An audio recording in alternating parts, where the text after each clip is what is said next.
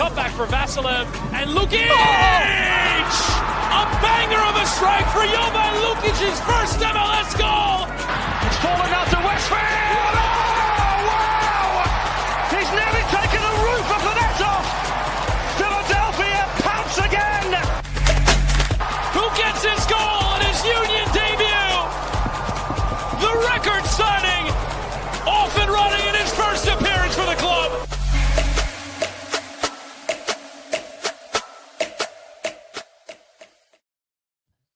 Hello and welcome to the Free Kick Podcast. My name is Todd. And yeah, the busy offseason continues for the Philadelphia Union. And I thought for a minute there, Jose, that we may get all four of the players the Union announced that they were in ongoing negotiations with. I thought we would get all four players back because the Union started with George Marks. Then they announced Ben Bender and then Alejandro Bedoya. And the same day they announced Alejandro Bedoya, it was announced by FC Midtjylland that they have signed Mikael Uhre to a 3.5-year deal. So lots of news this week from the Union. Neither one of the center backs that I was kind of expecting, at least one of them this week. But yeah, nonetheless, we get two more players that were with the team last year once again back. How are you doing? Yeah. No, it's well, thank you for having me again. Yes, it's interesting, right? Like I feel like the picture surrounding the team is starting to kind of take better shape, right? In terms of who's in, who's out. We know of incoming moves, meaning that of Seri Larson and Martinez, and now Bedoya coming back and Uhre going out. So things are starting to take shape and maybe gives us all a better idea on what's going on. And I think that there's going to be an announcement soon for some of these Union free agents, right? The options that were declined in terms of Chris Donovan specifically. I believe there's going to be an announcement here soon. I think I have it pretty pinned down where he will end up. I believe it's not MLS, but we'll see if that actually shakes out. And I feel comfortable enough and have enough sources behind it. But yeah, man, like it's hard to believe. I think they start practice officially on Monday, and then next thing you know, they'll be in Spain. So it's almost here all over again. Yeah, it absolutely is. And let's go ahead and talk about, I guess, the first bit of news. Ben Bender was the first player announced that he will be returning. And what I found interesting with this, Jose, is that it wasn't a one-year deal like Alejandro Bedoya. It was a contract through June of 2027. We all know that shortened season. And then the option for 2028. And Ben Bender, I thought last year was really a full circle moment back for him, right? Former Union Academy player, leaves the academy because of traveling and knee issues, makes his way back here down in Baltimore, and then eventually goes to the University of Maryland, becomes the #1 draft pick with Charlotte, and then just so many changes during Ben's time in Charlotte. I believe 4 different coaches, and he winds up getting waived last year by Charlotte with Dean Smith. Philadelphia Union, a little bit in need of midfield help because of the Gold Cup with Quinn Sullivan and Danley John Jock, both away representing their countries. And we saw Ben Bender just play a limited amount of time last year with the Union. He wasn't a big impact player, if I'm being honest.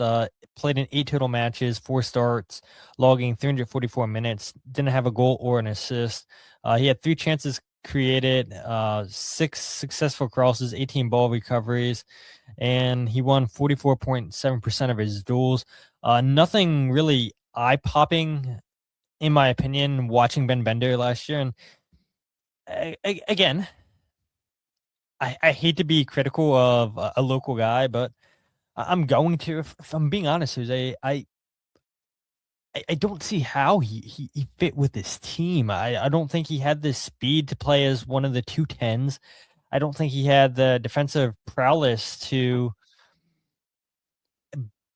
complement a Danley John Jock or a Jovan Lukic or an Indiana Vasilev. But obviously, Bradley Cornell saw something in Ben's limited appearances, and the Union felt comfortable giving him a multi-year deal. Apparently so. I must admit, I thought this was going to be one of the guys that sort of walked along and moved on to a different team, whether that's another MLS team or USL, which I think maybe he would have wound up at. It's a depth piece. I mean, that let's just call a spade, right? This is absolutely a depth piece. I don't know that this is your first or second or even third sub. Honestly, nothing against the guy. I've never really talked to him. I know you've had a more in-depth conversation with him during one of the practices, and I sure, like, great, awesome. Practice guy, gonna be called upon when it makes sense, I suppose. But the reality is, and this is where I guess I struggle, is okay, like, is he gonna be a body that plays against defense force when they're trying to find their gears? I don't know. There's no U.S. Open Cup to throw a Ben Bender into to play against these maybe USL teams that are trying to claw their way into it. And ultimately, I don't know that Leagues Cup is the place that you throw him. Are you really going to throw him against top Mexican competition, or maybe some of the middle to lower end Mexican teams? I don't know. But nonetheless, Ben Bender's back. I think it's totally fine by me. I think I probably have some more interest in other players that I wish they would explore. But, it is what it is. Maybe when you see the Ben Benders of the world being turned over on top of the Glasnesses, the Uas, and everybody else, maybe that's when you have a problem of not enough continuity. But, it is what it is. And look, before we move off of this topic, what I will say is we know the Union are in 3 competitions, and so you're going to need depth, and you're absolutely right, Jose. This is depth, and you're asking a lot for Ben Bender to help replace the chances created by Kai Wagner, by Quinn Sullivan, who we know will miss at least half of the season with that ACL injury. And hopefully, as he goes through the recovery process, hopefully there isn't a little setback in that. Hopefully everything continues to go smoothly. But look, there is no secret, Jose. We all know that the Union have a limited amount of time of having Kevin Sullivan at the club. And I would imagine, and Bradley Cornell said just as much at the end of his press conference, that the plan is for him to get more playing time than he had last season with the Union. And so a move like Ben Bender, I do wonder a little bit, does that sort of take away playing time from Kevin Sullivan? I don't know. I mean, what impact do you see the signing of Ben Bender having on a Kevin Sullivan? Maybe none at all. I think none at all. Honestly, I don't know anything. I haven't asked, but I would think, and I guess, yeah, you're right. Bradley Cornell more or less signaled it, right, to us during the end of season press conference of Kevin. There are maybe bigger expectations for Kevin this year. Obviously, progressing through the rungs of the ladder of becoming a professional. Got his debut this past year. What did he end up with? Like 400 minutes? Fewer than that, right? Total? 440. 440 minutes. And maybe this is the year where maybe the expectations for him to break 1,000 or go into 1,500 minutes total for MLS alone, or maybe as a whole in terms of all competitions. But I much like you hope that this Ben Bender signing doesn't impede any development or any plans for Kevin. I can't imagine so. I'm starting to think, and I mentioned this in a different appearance, where one has to start wondering whether Manchester City and that force those shot callers maybe want to see more of Kevin Sullivan than just seeing him on MLS Next Pro, right? I think next year MLS Next Pro is not even an option for Kevin. I think maybe the expectation is a little bit higher of playing in senior play within MLS, but I can't imagine that Ben Bender is something that's impeding it.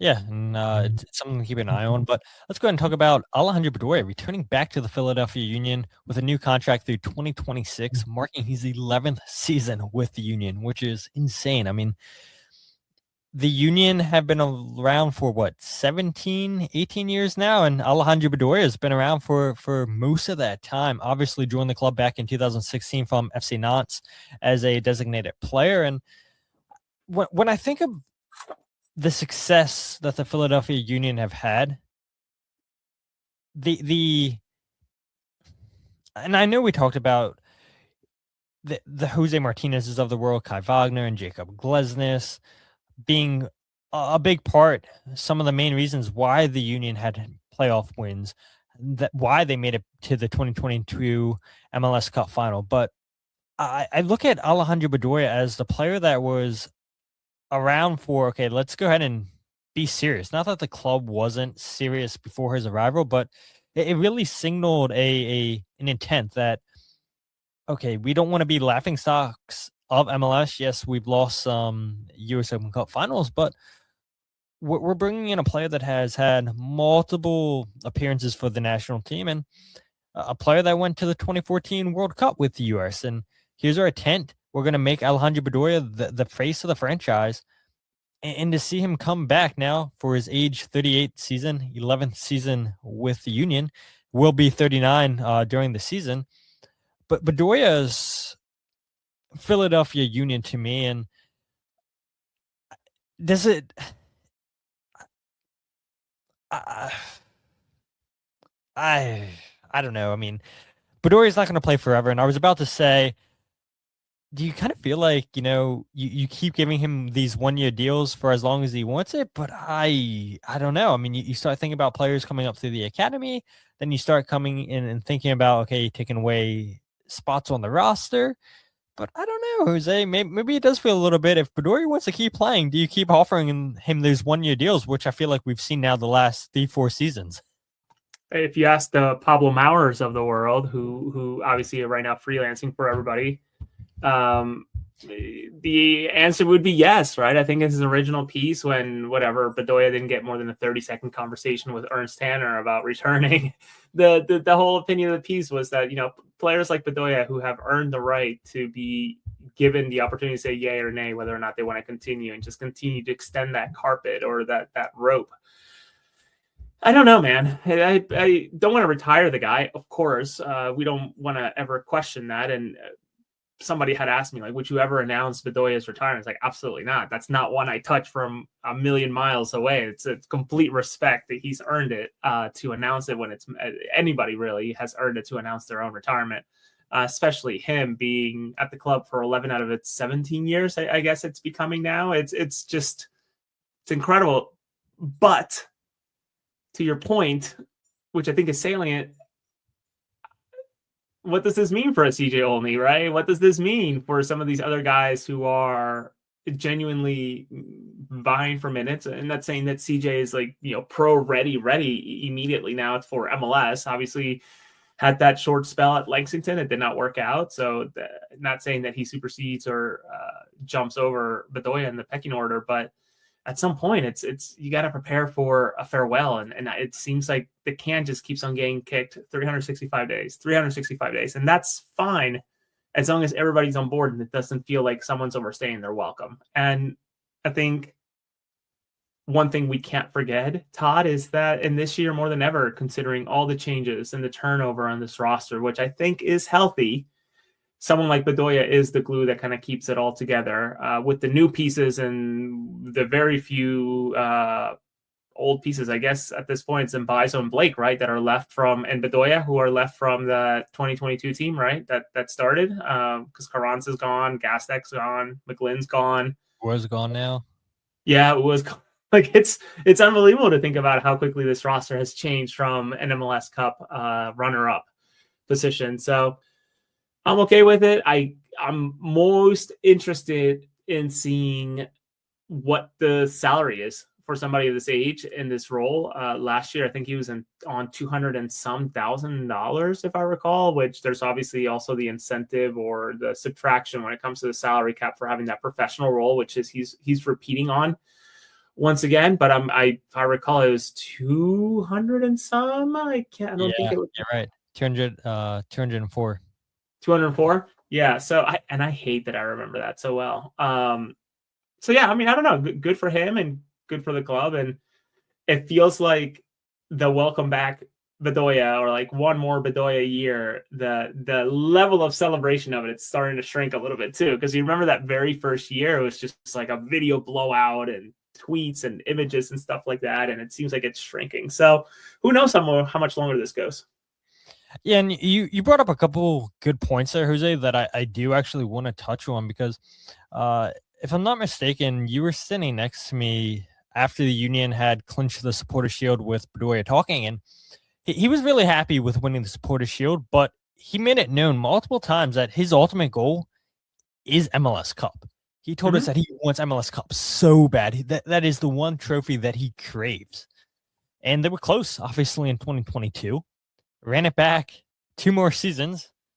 You fall apart against Cincinnati in the playoffs in 23. 24, you don't even make the playoffs. And then this year, you win the Supporters Shield. And maybe Bedoya was thinking, all right, this seems similar. And how many times, Jose, did we ask players that were part of that 2022 team? I remember asking Mikael Uhre that question, and Mikael said, there are some similarities, but this team is also a lot different from 2022. And a big reason why Mikael felt this team was different, he said, well, just look at the amount of goals that we're scoring we haven't scored this year, which is no knock on this season's team. But the Union, it felt like back in 2022, we're just scoring for fun. And so I do wonder, if the Union would have won MLS Cup, would Bedoya have said, all right, I'm going to retire a champion? Because it is so slim when professional athletes get to go out as a champion. And I do wonder, if the Union would have won, would he have said, all right, this is it. This is the fairy tale ending that I would have won it. And I think it would have been fitting for a player like Alejandro Bedoya. 10th year at the club, goes out, the MLS Cup champion, won the Supporters Shield, won the league double. I think that would have been a fantastic ending for Alejandro Bedoya's career.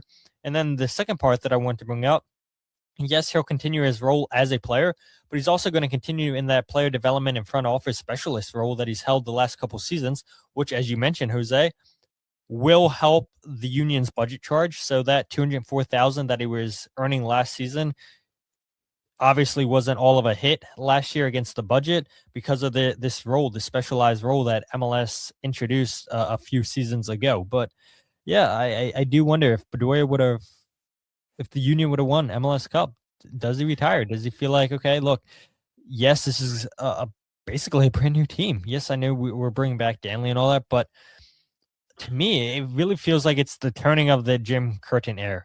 Most of those players are gone now, and this is Bradley Cornell's team. Bradley Cornell's getting the players that he wants, and he's really, really, really making this a Cornell team. And so because of that, I was a little bit surprised to see Bedoya brought back, because all these other veterans have been gone.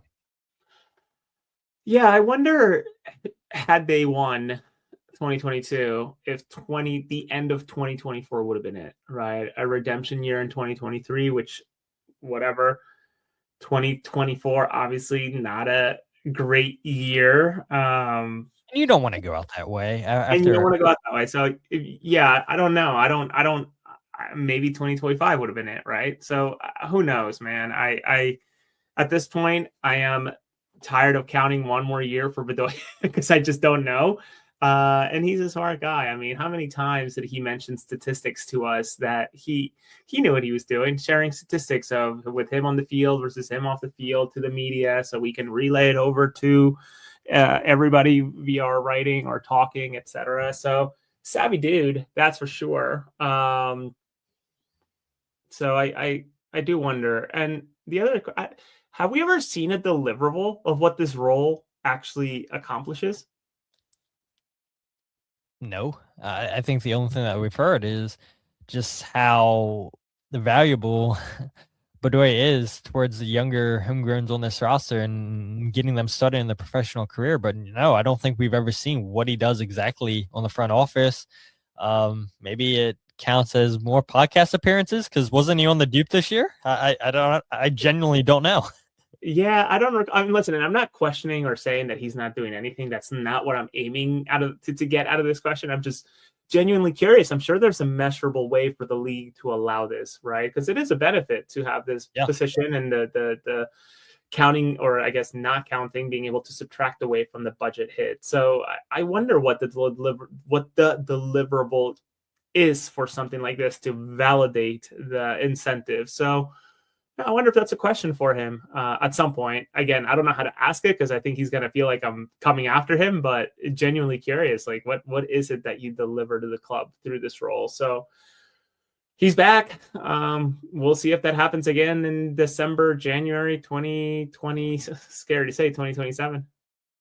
Yeah, and we do know that he is a very smart business guy. We see all his business ventures that he's a part of, and so I don't know. Did the team take advantage of that and say, "Hey, look, let's get some marketing things done. We know you're a smart marketer with the other venues that you're in, and maybe you can help us get some sponsorship deals." I don't know. You're right. It is a good question, but I do think Bedoya does genuinely enjoy helping the next group of players coming up through this team. And I can remember a few years ago where Bedoya was asked about new waves of homegrown players coming up where they're going to be buying for some starting time. And he said, I'm a professional. I'm going to try to keep this job as long as I can because I know the next guys are coming up behind me and I'm not going to let them take my starting job easily. And yeah, obviously Father Time's undefeated and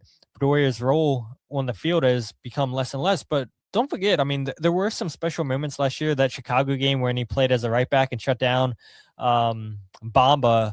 Phenomenal. And they tried to do it again, I believe, in Vancouver, and it did not go as planned No, it did as not. flawlessly as it did against Chicago. But yeah, I do think Bedoya's leadership, especially with a Wagner gone, a Jacob Glesnes gone, and this team's getting younger and younger, especially with the players, Jose, that they're going to be announcing here in the coming weeks. So I do think that leadership is invaluable. That's not the Invaluable.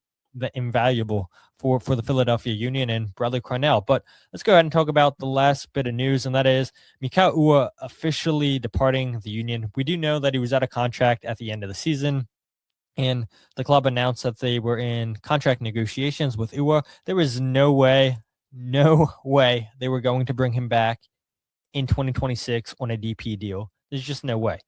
Absolutely no way. And the Union, well, I don't know how hard of a push they try to bring Uhre back, but Brother Cornell said all the right things. Said, yeah, he would love to have Mikael Uhre back if it made sense for him and the club. And Mikael gets a chance once again in Europe, and it officially ends his 4-year stay in Philadelphia Union, where he ends his Union tenure with 43 goals and 28 assists, tying him among some of the club's all-time leading goal scorers. Actually tied Julian Kranza for third most goals in all competitions for the club, which is pretty impressive. But then it also makes you wonder, if Julian would have stayed here the same amount of time as Mikael, how many more goals could Julian have had? But regardless, Mikael's time in Philadelphia and MLS is done after 4 seasons. I also wonder, to that point, how much higher both of these guys would be if they took their own penalty kicks and didn't have to cough them up the gas bag. With all due respect to the Hungarian, who is maybe not found out in Columbus. Yeah, I can't help but to think that this was probably for him. It feels like, and I don't know anything. I haven't poked around to ask more, but I wonder how decided this was even going into the offseason, right? Like ahead of the playoffs or even during the playoffs, because this is a huge deal for him. I mean, he's going from Philadelphia back to Denmark to play for a team who's currently in second place that's also competing in a UEFA competition at the same time. So it's like Europa League. Yeah, so like he's not going to a retirement home per se, right? He's not going to a club where he's going to say farewell the way that some players do. Like, I often seen like Angel Di Maria, for example, who goes back and plays for his boyhood club in Argentina, and sure, they continue to compete, but like Ua is going to be playing Europa League, right? Yeah. Yeah, that's serious ball still. So like that's incredible. So I'm happy for him. I wonder how much he's earning. We'll never know, since they're not as transparent as they are here in the US with the Players Association. But likely all around a good move for him, right? Gets into a maybe more comfortable environment with his family in Europe versus maybe being in the US. I don't know if I think he enjoyed it, but I don't know how truly he enjoyed it.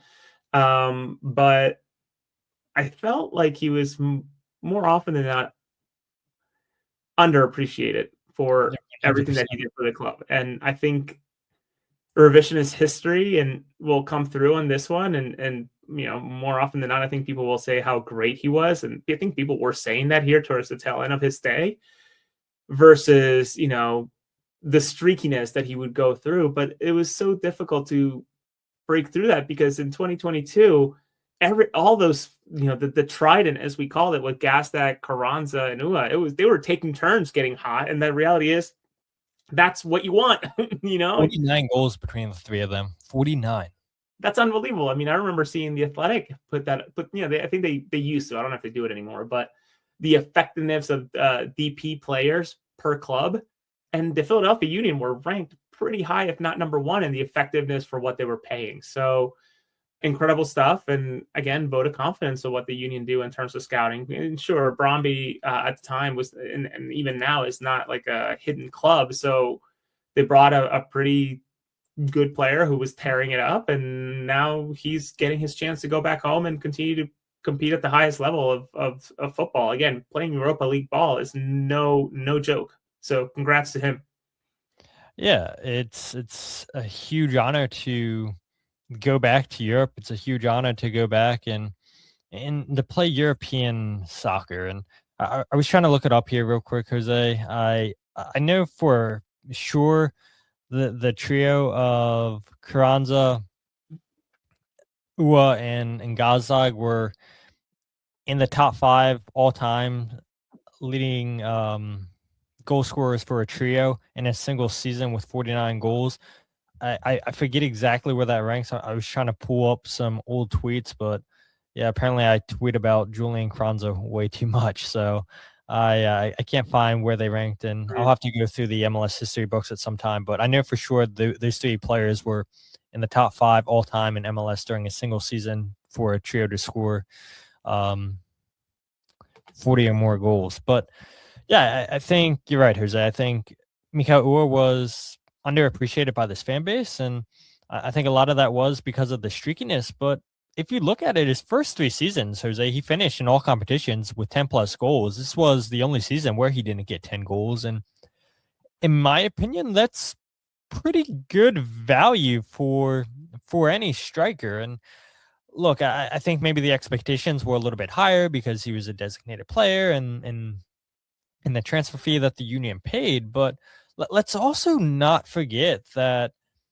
when the Union brought in Mikael for what it was a little bit over $2 million, let's face it, from majority of clubs, that's pocket change in MLS when they bring in designated player signings. What year was that?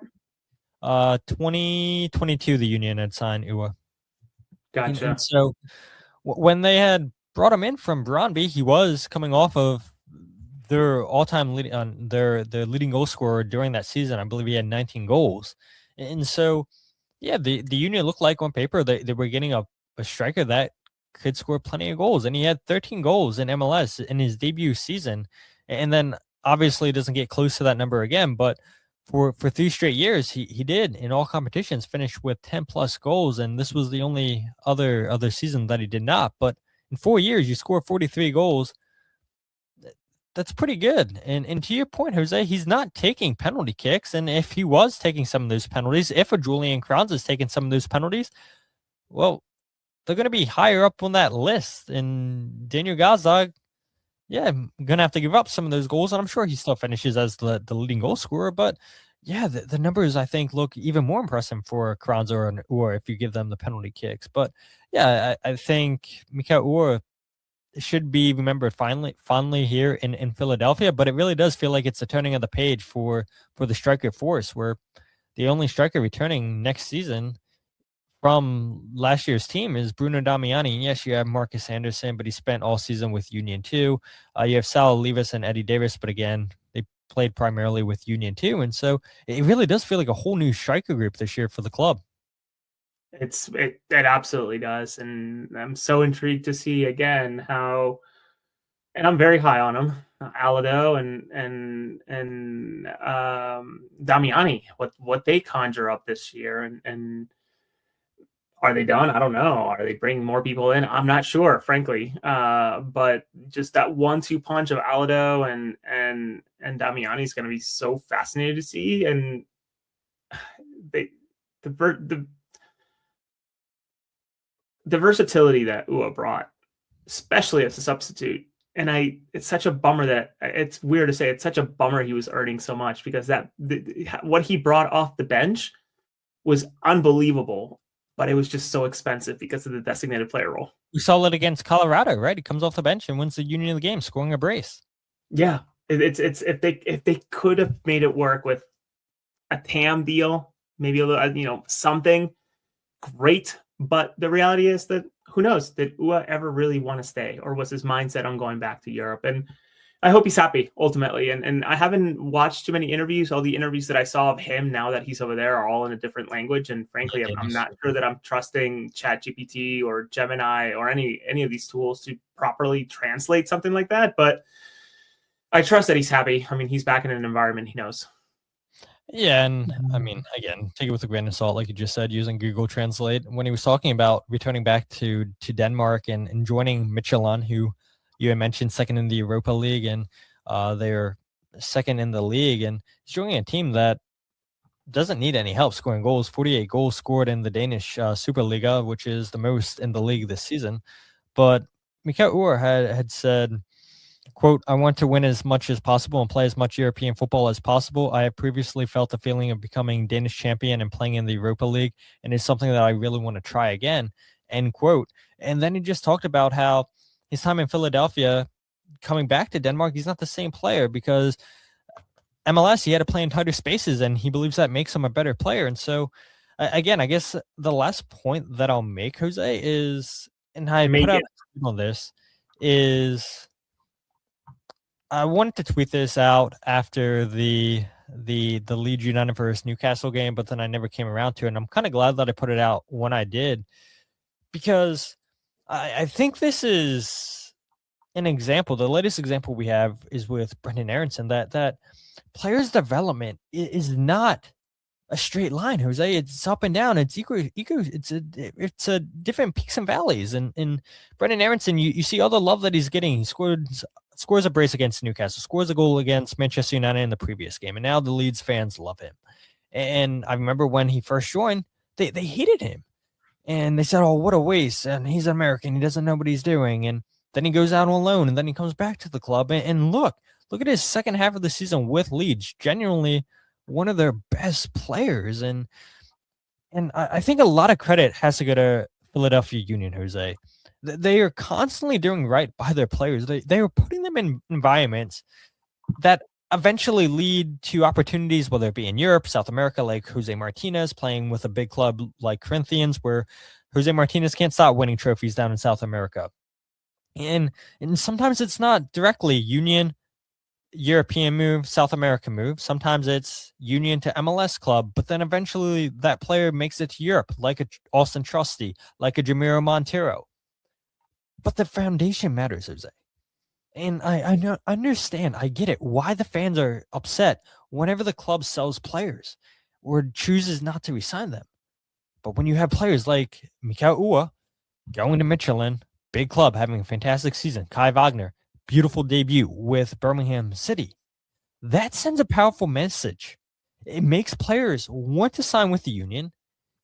It makes players know, hey, look, I'm going to a team that develops and will give me a chance to go to the higher level. And so, I'm happy to see Mikael get this chance. I'm happy to see Brendan thrive. I'm happy to see Kai Wagner thrive. And that credit has to go to what the Philadelphia Union have created. It started with Jim Curtin, and Bradley Cornell's continued that. Yeah, man, I think you nailed it, right? Jose Martinez winning trophies right away. Leon Flock winning trophies out in Poland as well right away. Brendan Aronson getting a lot of love. Kai Wagner, who's going to play tomorrow in the FA Cup. I like to think he'll play in the FA Cup tomorrow. I can't imagine he doesn't.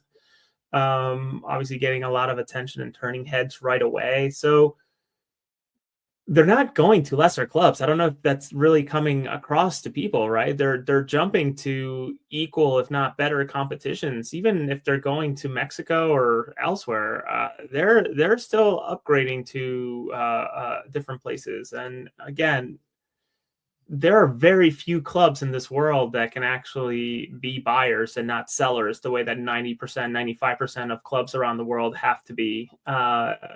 Look no further of Argentinian soccer league. Some of these teams are struggling outside of the big two and River Plate and Boca Juniors. So it's important for them to keep dishing out players, loading out players, making some hard decisions. So the Union are just, I think, very transparent to players, from what I understand, of come, perfect your game, enhance your game, develop your game, whatever the situation is. And this will be a great launch platform for you to go on to bigger things. And for an 18, 19, 20-year-old, maybe a little bit older, to see Jose Martinez make the jump relatively late, to see Kai Wagner make the jump relatively late to a bigger competition. And then you also see other players who go on younger, with the Aronson brothers going to big places.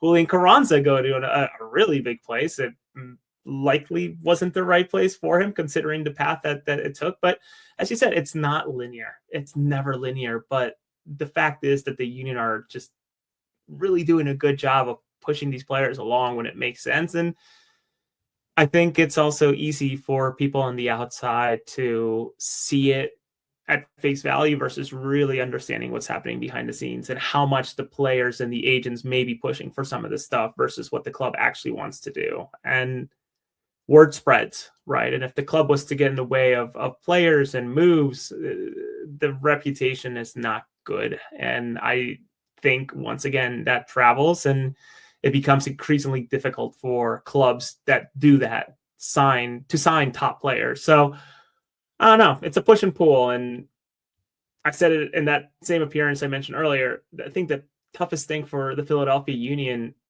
is that they are in Philadelphia, where the expectations are so high year in, year out, which I think is healthy, is good. But that also means that maybe the understanding of how this actually works is not quite as good as other places. Certainly other countries who have had the sport for over 100 years versus, a place that's only had MLS for 17 versus, some of these clubs are over 120, 125 years old. So in due time, I'm sure. Yeah, absolutely. And yeah, good point. 1996 MLS. So I don't know, European fans, we can't convince them. But that's pretty much everything, Jose. Anything you want to plug you have coming up potentially? Or I know you're traveling, so maybe lying low for a little bit. Yeah, the one thing we didn't talk about, Todd, super quick, that we can mention is that the first preseason game was more or less announced by the competing club that I'm not going to try to pronounce. I don't know if you know how to pronounce it, but it's Milan Ilowski's old club before he made the jump to San Diego. And Midtjylland. Yes. So that's happening on January 23. Is that when? I'm pulling it up right here. Let's see. Is it on Google yet? I know it was on FootMob. Google does not seem to have it. Let's see. FootMob, Philadelphia Union. But I know that we'll January 23. Yeah. It says 6 a.m. in the morning. So early watch if there's even a way to watch it. But if you look at that roster for how'd you say, Midtjylland? Yep. Some serious players in there. So I think there's some world talent there that's going to get plucked away from them sooner rather than later. So I guess we'll probably have some sort of coverage for that. I don't know what that looks like. I don't know if we're going to be doing the VPN thing that early in the morning, but nonetheless, the Union will be competing. But beyond that, I was just on Fox 29 earlier this week, so I'll be sharing that interview or that podcast in a little bit. And AAT Sports is revving back up, so more to come on that front. I know that we're working on some stuff for the pre and post game shows, and Mike, Dave, and Ben, the new addition, just got a podcast out today. So I'll be trying my best to jump on there as well. But you're right, I will be in Colorado California, and Washington, and then back to PA, all within a week and a day, week and 2 days. So I'm gonna be kind of busy.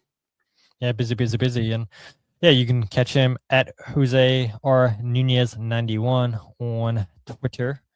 And if you guys aren't following the podcast on Twitter, Instagram, or Facebook, follow at Free Kick Pod, wherever you get your podcast, The Free Kick. Check out the YouTube channel, youtube.com/Free Kick Pod, wherever you get your podcast.